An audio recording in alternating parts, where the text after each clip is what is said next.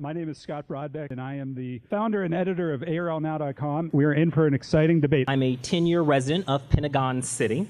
As a small business owner, I understand the challenge that we face here in the county dealing with one-size-fits-all policies and how that impacts the ability of small business to grow. As an attorney, I understand process matters and that we need to make sure that everybody's voice is heard. As a South Arlingtonian, I've seen many local businesses around me replaced by empty storefronts. I've seen my buildings, small units, really meant for single people, now filled with families because it's just costs so much to live here. And our local metro station, which once used to be filled with packed trains, is now filled with crowded platforms because of the uneven service of Metro. I'm running as a progressive independent because I recognize the Arlington way is broken.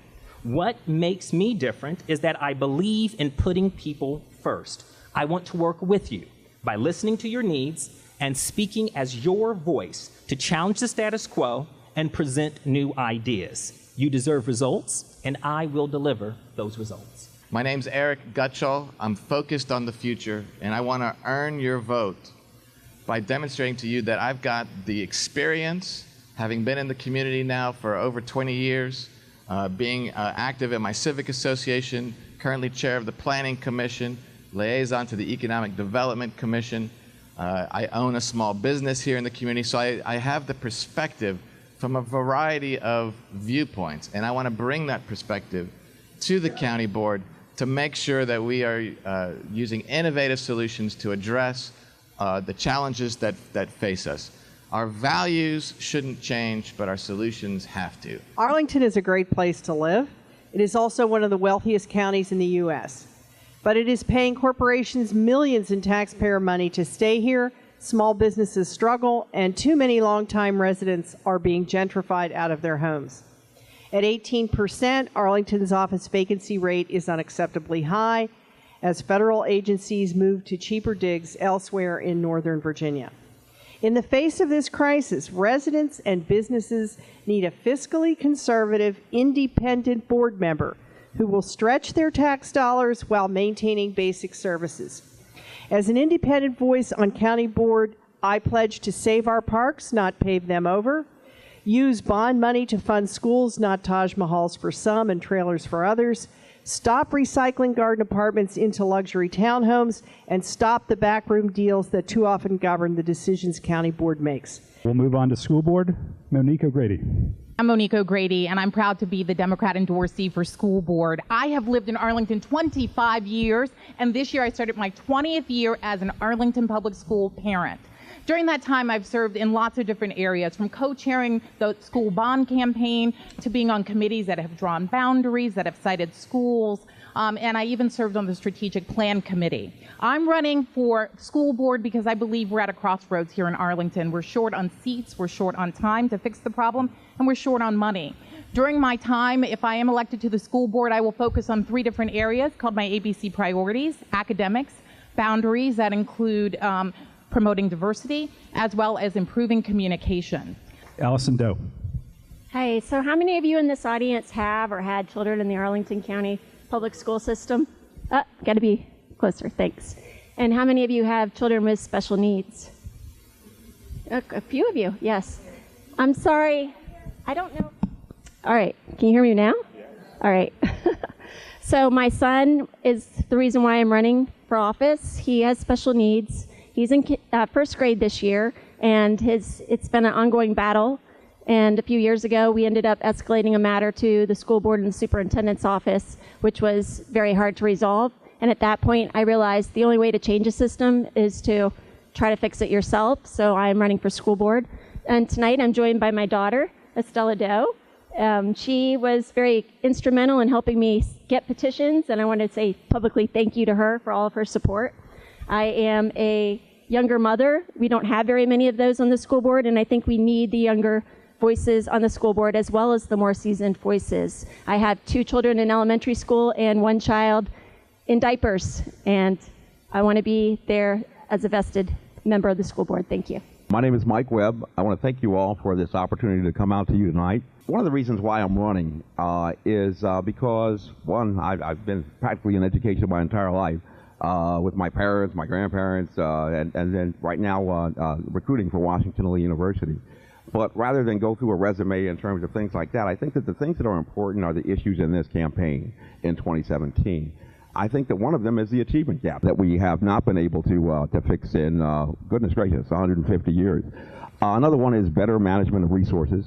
And another one now, especially after Las Vegas, is safety of our kids. The victims in these events are getting younger and younger, and we have to address those. We will move on to the questions the candidates have for the other candidates. First question is from the county board candidate, Eric Gutschall. How will you keep Arlington competitive, both within the region and nationally, as a great place to start and grow a business? One of the first things that I would do if elected to county board is to direct the county auditor to examine the tax assessment office, or that is the office that is responsible for assessing taxes on small businesses. Because some recent research that I myself have done using the county's real estate tax database indicates that taxes on some businesses in Clarendon have increased by 200% in 10 years. Whereas the consumer price index has increased by only about 15% in that period of time. And we know that over the last 2 years, about at least a half a dozen businesses in Clarendon, mostly restaurants or bars, have closed down and moved out of the county. Charles. As a small business owner, I think that actually to be competitive regionally and nationally, let's first start to see what we can do at home to help our local businesses. It's a lot of one-size-fits-all policymaking. You would be surprised with my one-person business having to prove that I did not need a sign. A form, going upstairs, going downstairs. I've talked to people who've been opening businesses here, and just the sign issue becomes a deterrent. What can we do to have regulations that aren't so onerous when people are trying to start businesses and grow businesses? How can we invest in that? What can we do to also help forms of businesses that actually incent more community development, like co-ops? And then finally, when we talk about startups, we need to be much more creative than the status quo thinking of, reaching out to a tech company. Let's act. What I've seen that's worked in my experience is actually identifying what the problems are here in Arlington and then building a startup culture to address those problems. We get the business and we get cheaper solutions to the problems that are confronting us as a county. School board, and we are going to ask the question from Allison. Although some individual principals take a different stance within their own schools, Arlington Public Schools' general approach to special needs education is to place these students in isolated programs with limited inclusions in normal activities and programs. This differs greatly from the policies being adopted by most Virginia counties and in other states. Do you think APS is right on the issue of inclusion? And what would you propose for a system-wide policy? I had a very, very early familiarity with special education. My girlfriend back in high school, her mother was a principal of our special education high school. Again, this was back when we segregated individuals from the normal, education population. But also my dad was a pastor, and we had an opportunity to go out to camp where we actually included kids that had special needs in our camp. And we had the opportunity to, one, learn more about them and them to kind of learn more about us and things like that. And I think that inclusion is definitely important, and I would work towards that.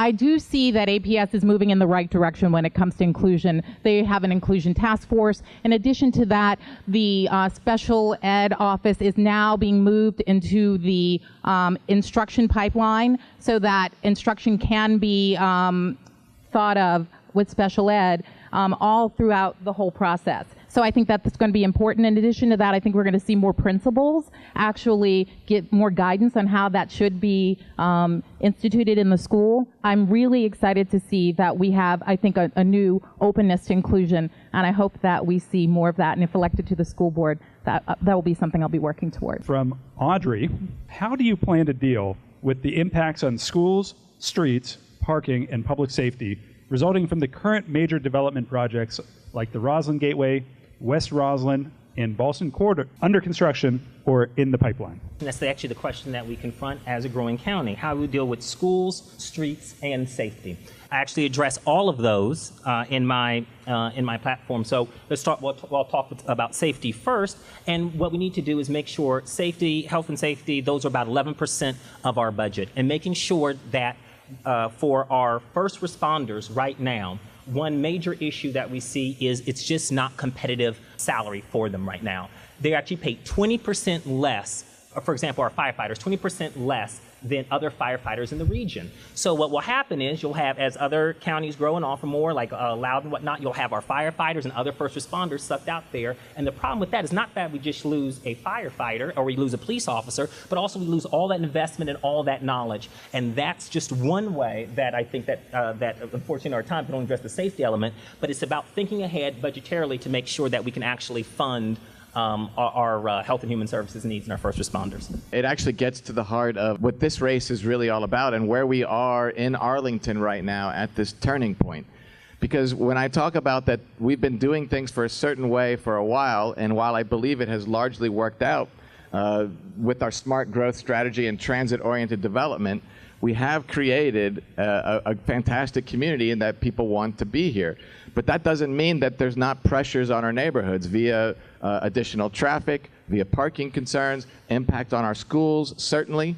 And so this is something that I've been working with, wrestling with, because it is a wrestling. There's no one right answer. It's how do you balance competing priorities? And we've been working on this. I've been working with this on the Planning Commission now for 5 years. And what I want to do on the county board is bring what I've learned, which is that it's receiving the community input, it's applying our values, and it's making a decision that is based on sound evidence while also accommodating the neighborhood concerns, something that we do a lot of. It's sometimes called the Arlington Way, and it's what we need to keep doing, but we need to do it in an environment of trust where people can have faith that the processes are run in a fair way.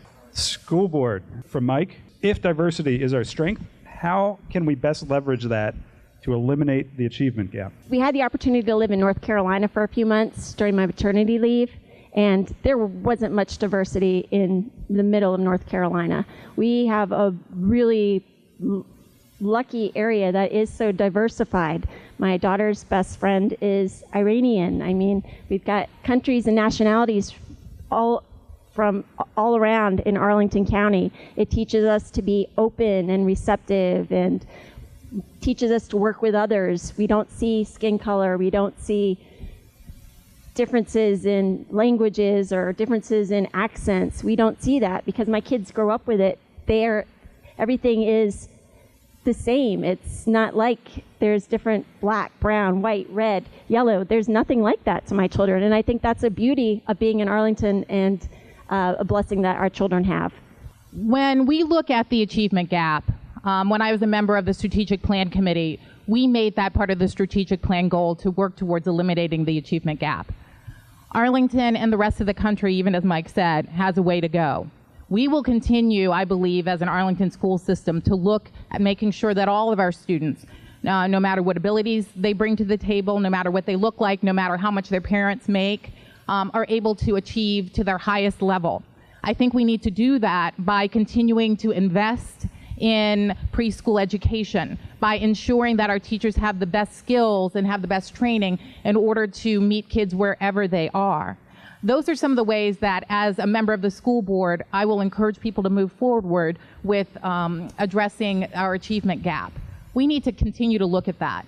Diversity is a strength, and understanding that every child has the ability to be able to achieve is where that starts. County board comes from Charles. What is one recent decision made by the Arlington County Board that you disagree with, and how would you have voted differently? The decision that comes to mind was had to do with Roslyn Plaza.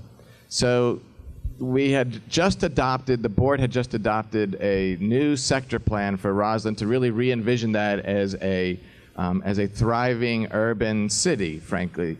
And but part of a livable city is having adequate open space.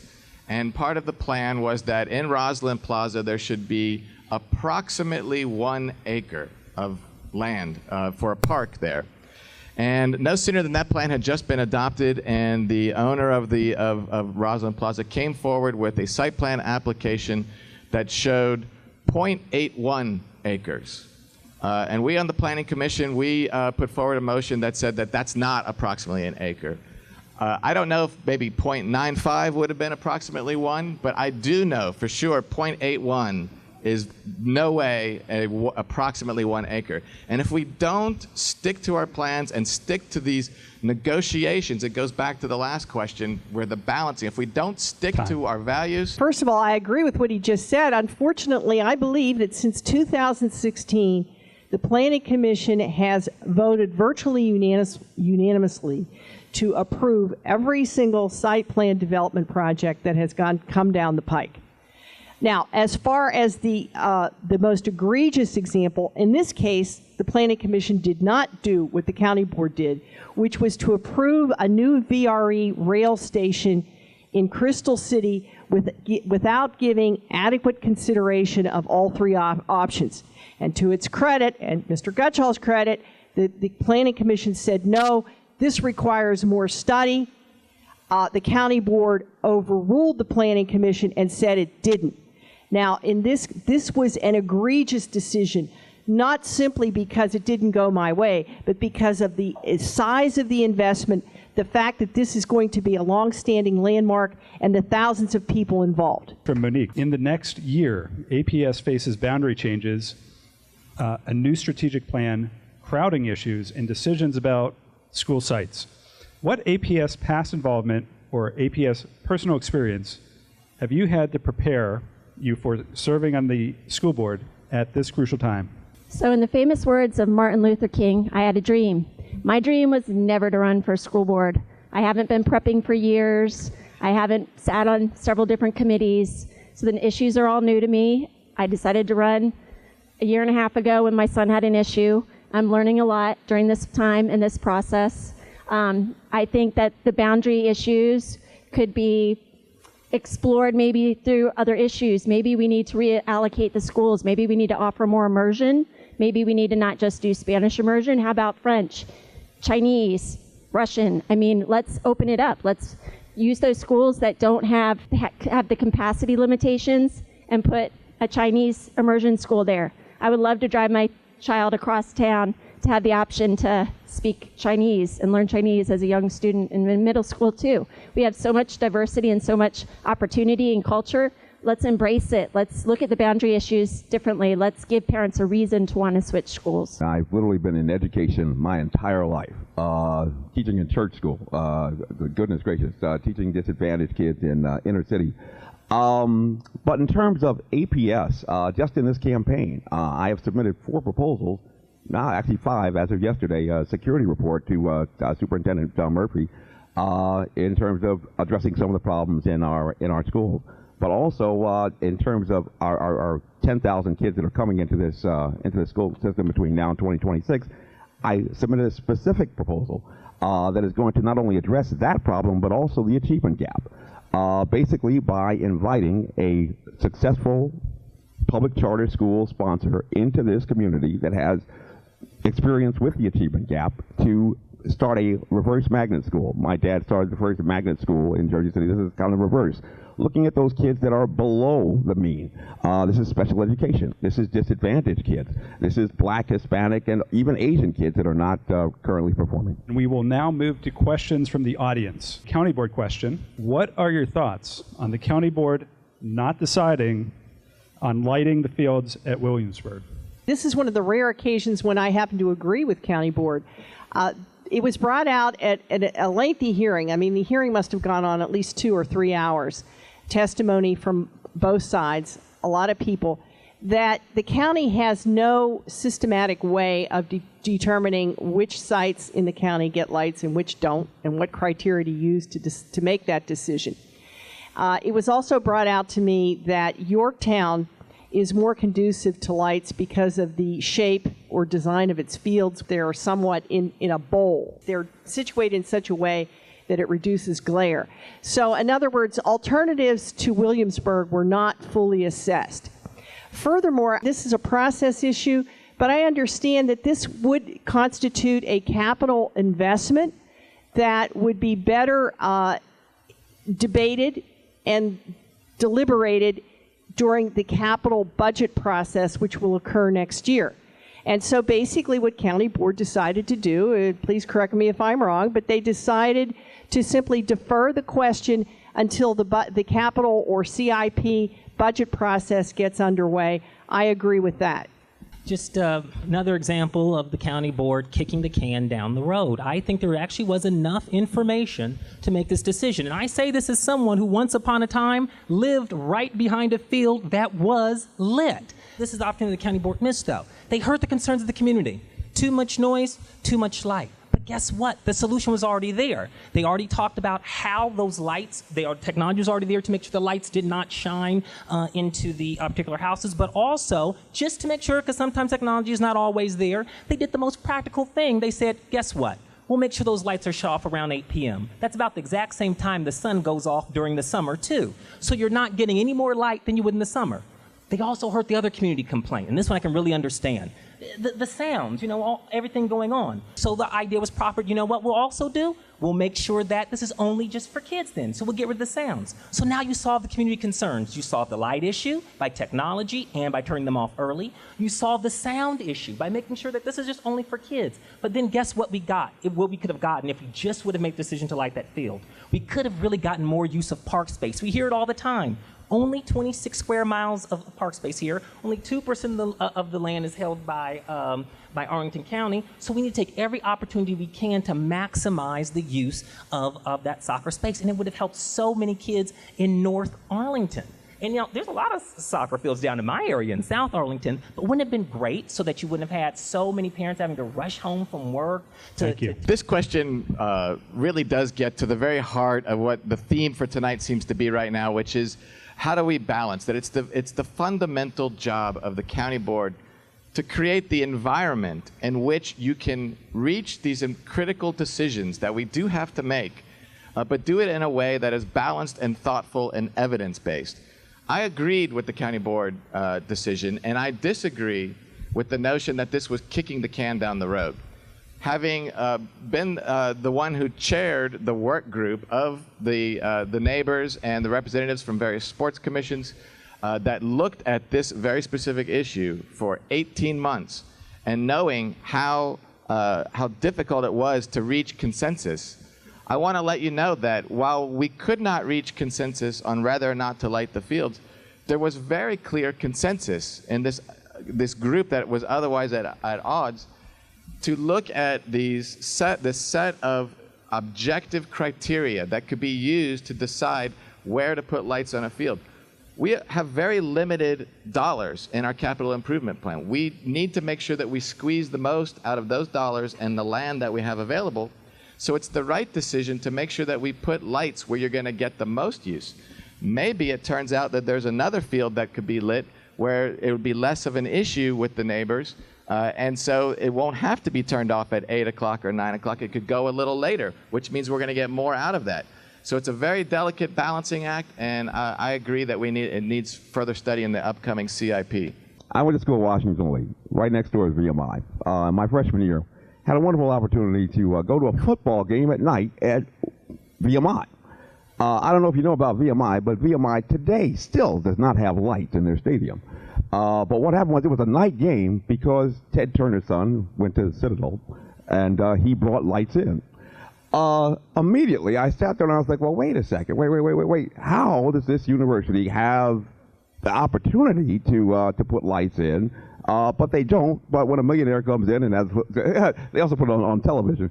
But the thing is, you can do that when you have that much money.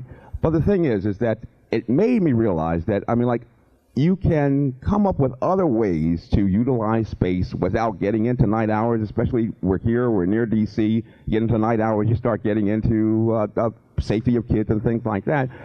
We can look at alternative means. We don't have to have lights. It's not something that is just burning to happen. What should be the Career Center's future use? I live right by the Career Center, and I can say that in the past and currently that center has been used to do so many things that are very important to our community and our students. It has several different uses right now. The newest use is Arlington Tech, which is slated to grow to 800 students. There is interest in the Arlington Heights neighborhood in making that a fourth high school by some people who live in that community. Currently, in fact, tonight even, the Joint Facility Advisory Council is looking at potentially whether that could happen or not. I am interested in seeing what they come up with, but I do think that this is a unique opportunity for us to consider using that site as a high school site in the future. The question becomes whether it will be a comprehensive school, whether it will be neighborhood-based, how many students will be on it. Those are a lot of questions. And like I believe we do well in Arlington, I think public input is very helpful in looking at that. So I'm interested in hearing what people have to say about it. I would like to investigate it further, and I'm very interested in seeing what the Joint Facility Advisory Committee comes up with.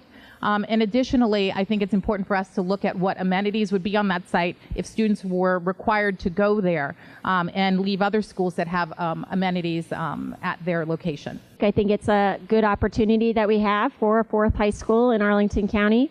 I think public comment's extremely important in this regard, and I encourage us to actually read the public comment when we get the public comment. I actually disagree in terms of using it as a high school, mainly because I think that before we build another high school, we have to think about the achievement gap that affects the majority of the kids in our schools.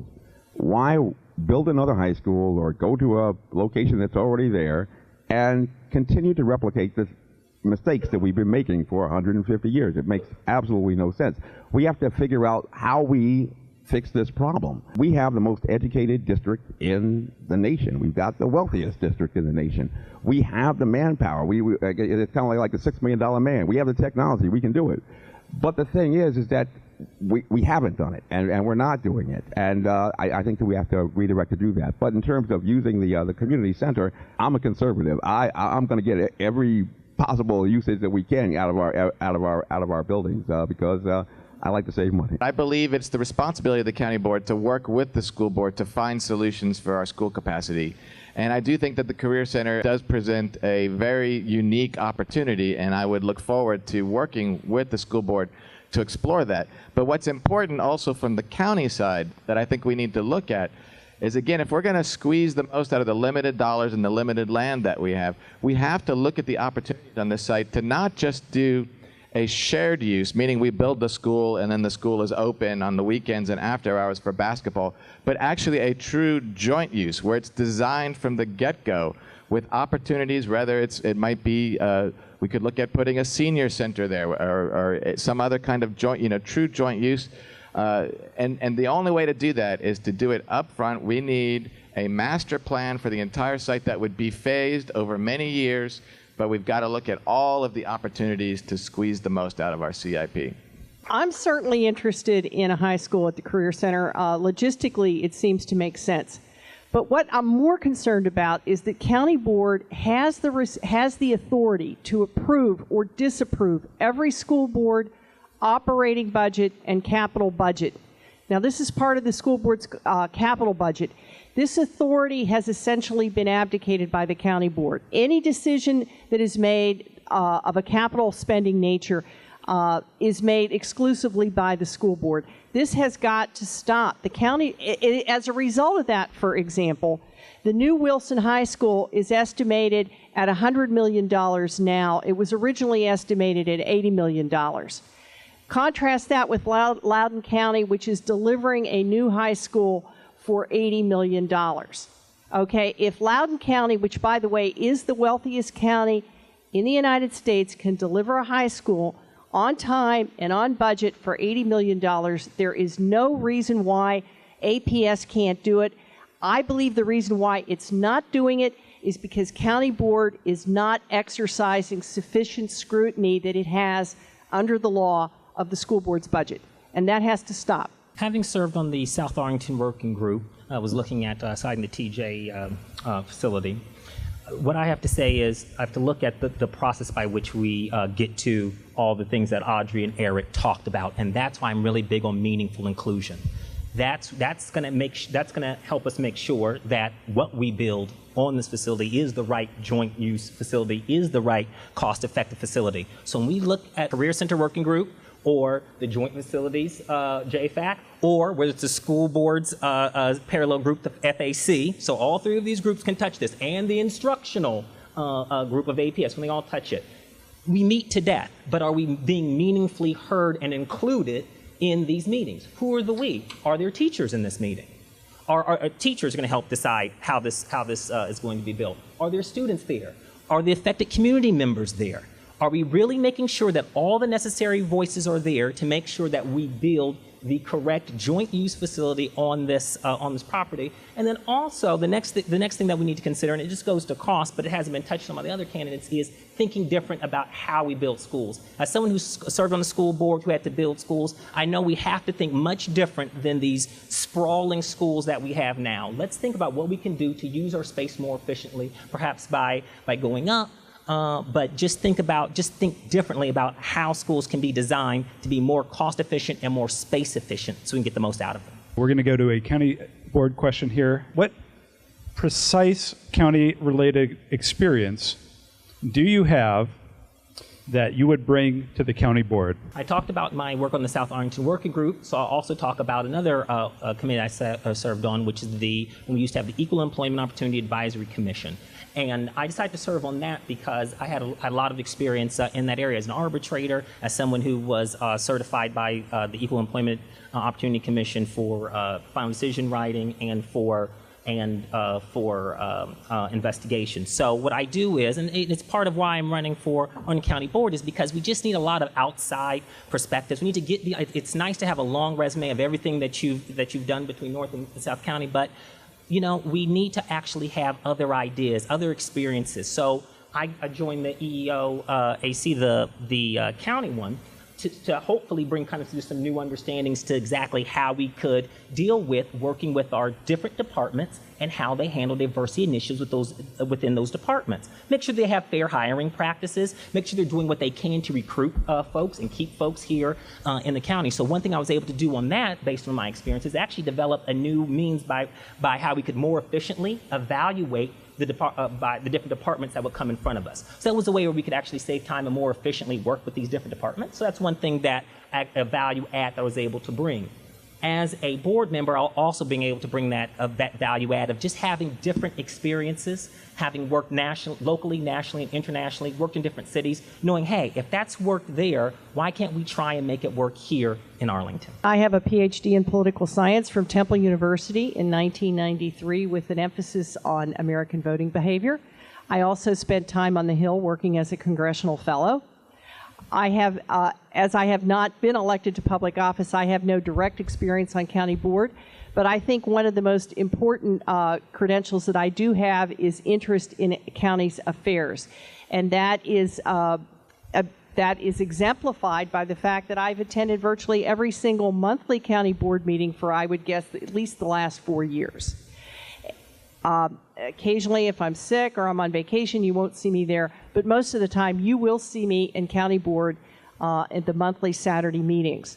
And in addition to that, I have scrutinized from time to time county board agendas, planning commission agendas, and minutes. In other words, I usually bone up before I attend a county board meeting so that I am intelligent or speaking intelligently on the issues that I raise to county board. As far as other immediate experience, I would point to the fact that I am a longstanding member of the Arlington Coalition for Sensible Transportation, because as a bike commuter, transportation and transit is a key issue with me. And it would surprise many of you to know that I am one of the biggest fans of ART bus service. I think a lot of people would find that pretty remarkable, considering what a critic I am of other aspects of county government. So as the current chair of the Planning Commission, it might seem obvious like that would be the easy go-to answer, but I actually, there's something that's more meaningful to me. I own a small business in Arlington, and I do business with the county, and that gives me a perspective, but I'm not going to go with that either. for this sort of Barbara Walters kind of question. I've been Civic Association president. That would be too easy too. I'm going to tell you that actually one of the ways that I've served that I think will most inform my service on the county board was the time that I spent on the board of Doorways for Women and Families. And this is their mission, which is to help families that are in need, either because they're experiencing domestic violence or otherwise homeless. The mission is deeply personal to me. But also, I think that it's a really true test of a community, of how you care for the most vulnerable. And when we talk about affordable housing, we're talking about housing that if we don't have a place for someone to leave the family home and a family to go to, housing for them to go to, we have failed in our affordable housing policy. When we talk about education and filling the achievement gap, if we're not serving those that frankly are handicapped by a stressful home life, and if we're not able to bring those families into a peaceful, safe, and stable lives so that they can get a good education, then frankly we are failing ourselves. So it's the service that's been the most meaningful for me personally, and what I would look forward to continuing. John Kennedy became president, and there's a wonderful book, The Best and the Brightest. John Kennedy didn't sit there and say, well, you know, who's had executive government experience to bring? He grabbed Bob McNamara, a car guy. We want the best in our government. We don't want to set up some unnecessary, ridiculous barrier to people that are coming in saying that, well, if you don't have board experience, you can't get on the board. How do you get board experience? The thing is that we have to emphasize is really excellence. We want to find the best people from all around. Decisions are improved by diversity. Diversity in decision making is our strength. In the military model, we have the staff. You got your S2 guy, he's your intel guy. You got your operations guy, you got your logistics guy. Everybody comes together, talks to the commander and says, okay, this is how we're going to do this mission. And then finally the commander says he wants to do it or not.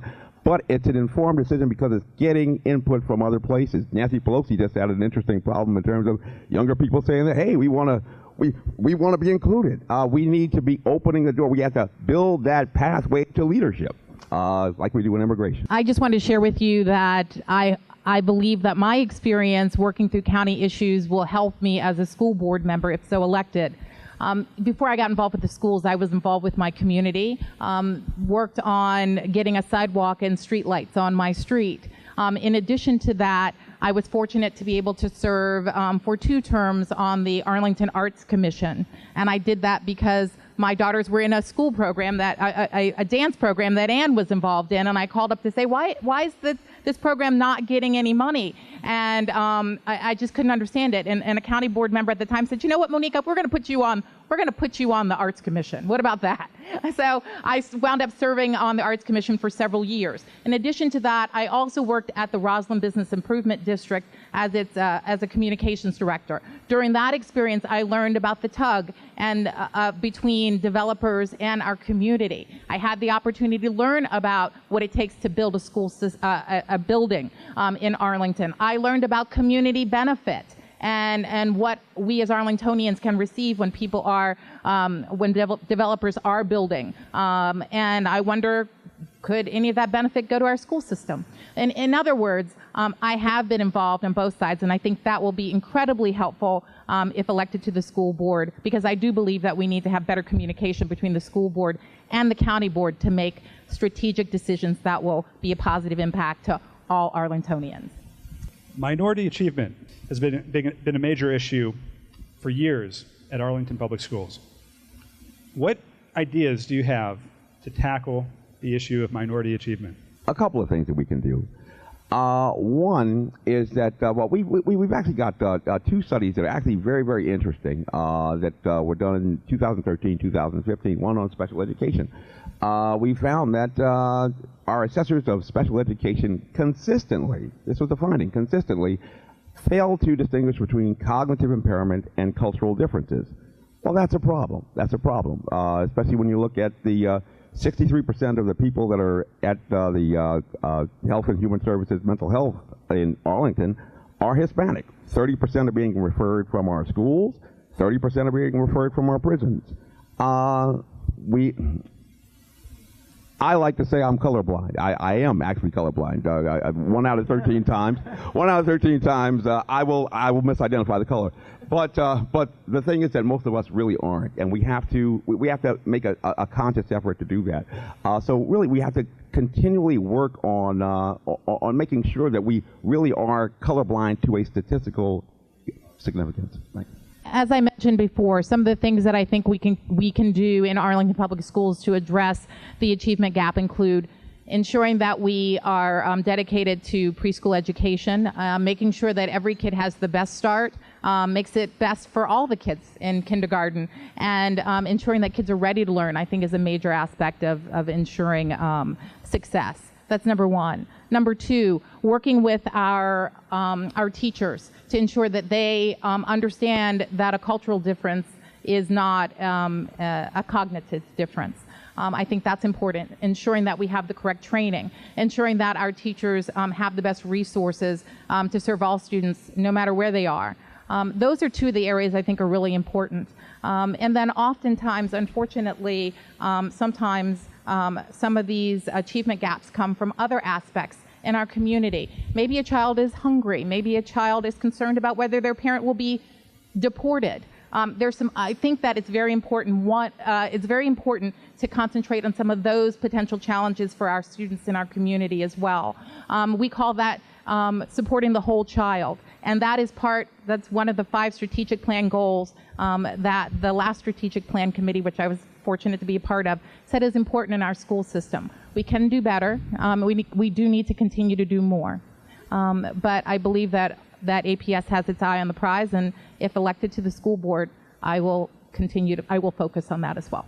I think that one of the things that's very important, as Monique mentioned, is when the kids are in younger grades, we don't want to push them forward. If you have a first grader that needs to be a first grader again, let's let them be a first grader again. Let's not push them to second grade. Let's let them master their skills that they need to master.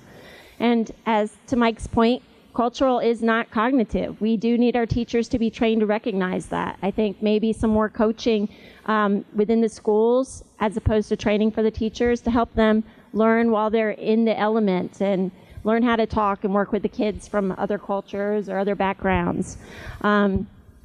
Tutoring is after-school activities. Do we do enough of that? Sure, the kids have dancing and tennis and drama, but what about more math clubs? My daughter might not want to do it, but we could make it more fun for her and challenging. And another thing that was mentioned to me not too long ago was uniforms. How much diversity there is in school wardrobes. You have your rich kids in North Arlington. You have your maybe poor minority children in South Arlington. Does Arlington need to look at uniforms with a Friday free day? I love getting my daughter dressed every day, but maybe someone else doesn't have that luxury of 15 different t-shirts to choose from. Diversifying the schools and maybe, again, as I mentioned before, moving to more different languages, different language immersion schools throughout the area to help diversify the population between North and South Arlington. So we're going to go right to the county board. Is there wasteful spending in the Arlington County government? What are you going to do to reduce it? And do you perhaps have 3 programs within the county in mind that should be cut? Well, we can jest about it. The truth is it's at the crux of where we are and what kind of community we're going to be and where we're going in the future. Because we do have some serious budget challenges. We're going to have to accommodate continued growth in our school enrollment. We have a crunch right now and a crisis really with Metro, and we absolutely have to shore that up. And we have, we cannot price the middle class, squeeze the middle class out of Arlington with ever-rising taxes. So while we have done a great job of creating a great place, rising property values are not a blank check for frivolous spending. So I do, though, agree with the statement that I've heard our predecessor, Jay Fizzette, say many times, which is a budget is where you put your money where your values are. So the way that I would approach it is, could I sit here and tell you that is there wasteful spending? I can't profess that I have gone through line item by line item of the entire, $1 billion plus $1.2 billion budget. What I can tell you is that if I'm given the opportunity, I will absolutely be looking at every line item. I've been running a business for 14 years. I know what the difference is between an expenditure and an investment, and I will make sure that every dollar we spend is well spent. Yes, there is wasteful spending. It happens. It happens in government. And you know what I would do to address it, and what I talk about. I'm sorry if you all can't hear me. Is what I do to address it, and you'll see it in my plans. Is that it's like, Charles, you talk about these new ideas, new innovation. That sounds like me, like you just want more programs, and it's going to cost more money. Actually, no. Look at votemccullough.com when you get the opportunity, and what you'll see is I actually look at what are revenue generating programs that we could actually apply here in Arlington, and what are programs that we can make sure that everyone actually pays their fair share here in Arlington. So, for example, what does that mean? We talk about the need for making sure that our affordable housing programs are funded so we can have the diversity that we want here. So one thing I talk about is making sure developers are paying their fair share. Right now, they're only paying 1/3 of what state law allows them to be charged for when they decide to buy out affordable housing in particular large units that they build. There's no reason why they can't pay their fair share. That's all we're asking them to do if they decide to not build affordable housing in their units. And where does that money go? It helps us fund then our different programs for the elderly, for those with disabilities who need housing. I also one thing we need to do is stop whittling away our tax base. That's $6 million to get Nestle. That's $6 million away from schools. Thank you. There are two areas that I would focus on with respect to the budget. First is this our closeout funds. Every year, or mostly every year, the county has a surplus. Instead of allocating that money to future years' budgets, which is what virtually every well-run government does in the United States, it elects to divvy up that money among pet projects to satisfy its various particularized constituencies.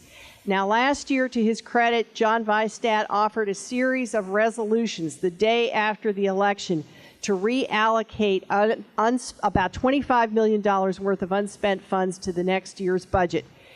He not only was defeated on every motion, he was treated by contempt by his peers, most particularly Libby Garvey, who I believe should have been crediting him for her recent reelection. Okay, so I would advocate John's recommendation that all closeout funds be reallocated to the next year's budget. I also want to point out that if that had been done last year, the county would not have found itself imposing a tax increase of about 3.3% on y'all this year. And the second thing that I would do is to require that the county board scrutinize each and every school board operating and capital budget. The next question goes to school board. Arlington's per pupil spending is the highest among the Washington suburbs, but yet some people complain about it. Why do you suppose that is? I personally don't complain because I have 2 little kids in elementary school right now, and they are blessed. They do get to bring home an iPad every day. My sister's kids in Arizona don't have that luxury. The teachers are great in Arlington. I mean, I think we put a lot of money in our school system, but I think it's well worth it. We do have some of the best schools in the country. Students that graduate from Arlington schools can go pretty much anywhere. I know a lot of people do complain about it. I heard it when I was petitioning for the ballot. I heard, why do we spend so much money on kids? Your special needs child costs us a lot of money.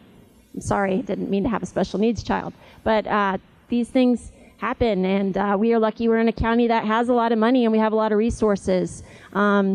I think probably 9-10 years ago, before I had children, I probably would have been one of those people that thought we spent too much money on kids. But having kids and appreciating everything our schools and teachers do for them, I'm glad that we do have those resources. I want to thank Arlington residents for supporting our school system.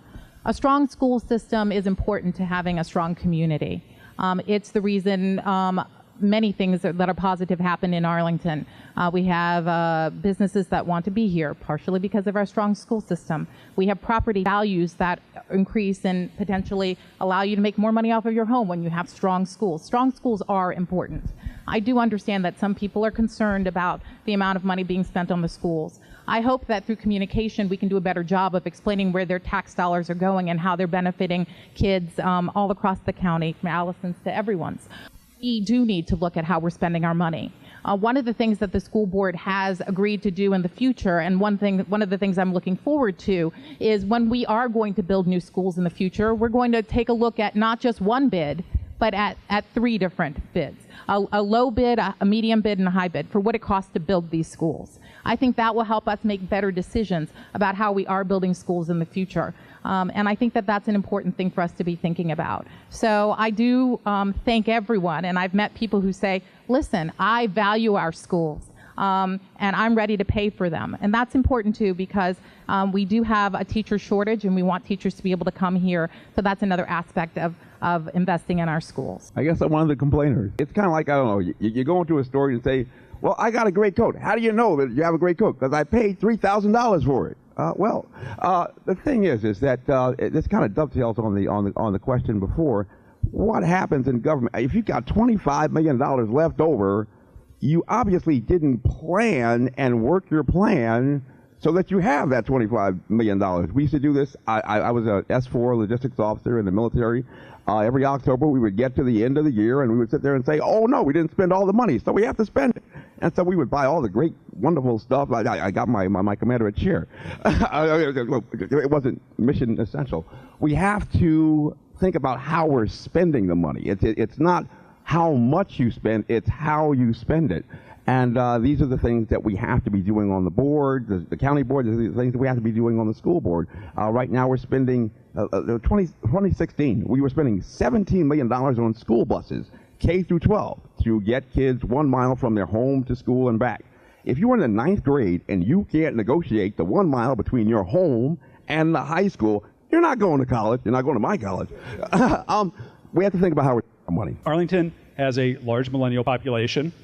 Anybody from people recently out of college, living in apartments near metros, to people like myself and some of my friends who are the older end and are starting to have kids who are going to be going to Arlington Public Schools. The Arlington Way, which has largely, the system of public engagement in Arlington has largely consisted of attending meetings at 7 o'clock at night and in-person things, but we now have a more technology-driven generation coming up that is working longer and longer hours and has responsibilities. The question is, how do you engage millennials with the Arlington Way? Are changes needed to the Arlington Way? Yes. As an inveterate participant or attendee of Arlington County Board meetings, I believe that is where change needs to happen. County Board routinely defers controversial items, the items that actually bring people to its meetings, to the end, and they spend hours in dilatory tactics on uncontroversial items or items that are of importance to only a few people in the audience. And in this way, they discourage people from attending future meetings. They make every county board meeting an endurance contest. So it's not simply a question of you don't have the time. By the time you're done attending one of those meetings, you never want to attend another county board meeting again. We've got to put a stop to that. Now, I understand that there's nothing illegal, improper, or unethical about anything that they do, but they can adopt rules of engagement, if you will.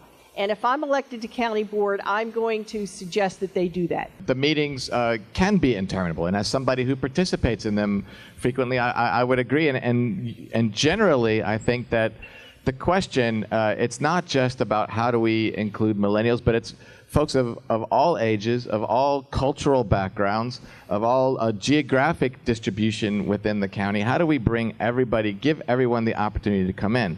And one of the things that I would hope to work towards would be really pushing decision-making down and out, so away from the county board, pushing it down to our commissions and out to our civic associations, groups like this, Committee of 100.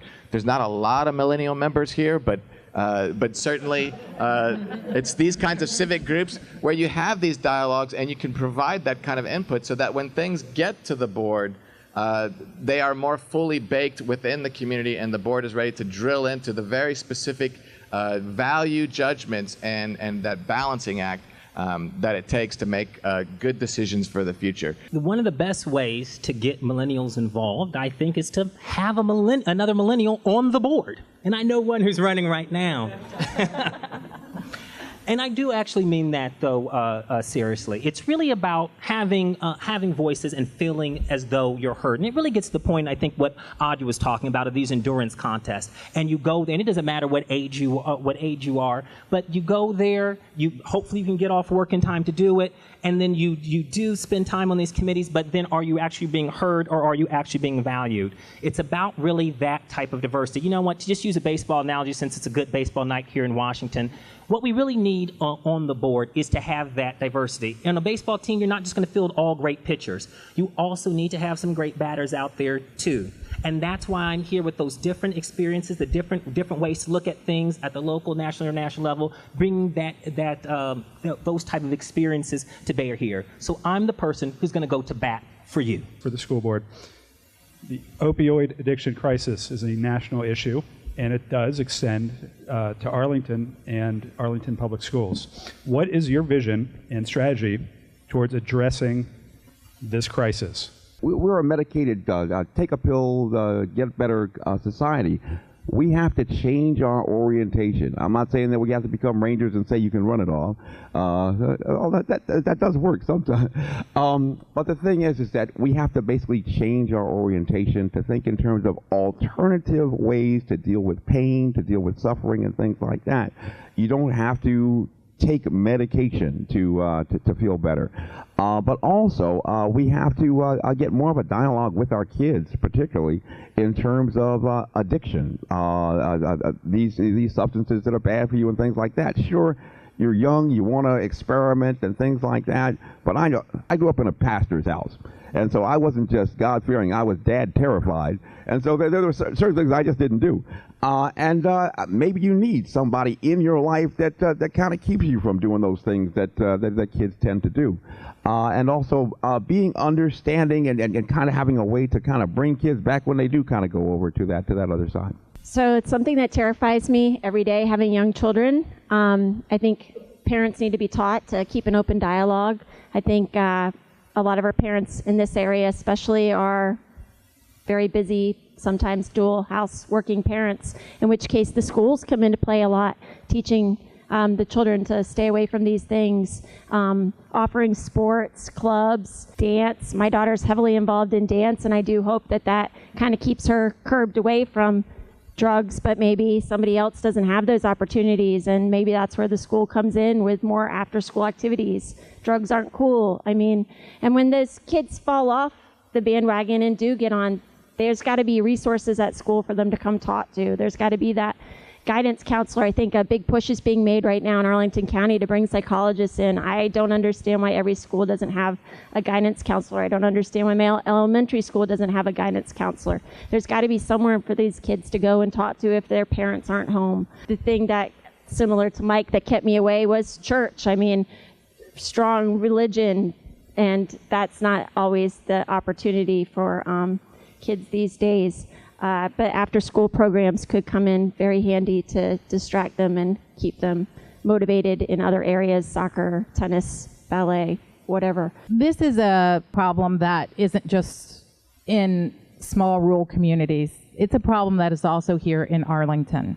One that we need to pay attention to. In fact, tomorrow I will be attending this meeting. It's a community meeting from middle school to high school, our community at large. Arlington has a drug problem. We're going to be able to hear from community leaders about this at Central Library from 7 to 8:30 p.m. I want to understand better what our drug problem is here. So as a member of the school board, I will be able to understand better how to address that issue. And that issue isn't just an issue for kids to be concerned about. It's also an issue that we need to be knowledgeable about because parents can be impacted by this. And what does that do for the child when they come to school? So we need to think about this in a whole new way, but I think the most important aspect of this is us as a community understanding that this is a problem in our community and learning more about it, what we can do as a community to help solve it. The schools will have a role, the county will have a role, but what can we as a community do to have a role to help ensure that we're dealing with this problem in our own community? Because for far too long, I think people have said, oh, this is a problem over here or over there, not at my school, not in my neighborhood. It's in our neighborhoods. It's in our communities. Let's, as a community, come together and figure out what to do about it. Thank you to the candidates.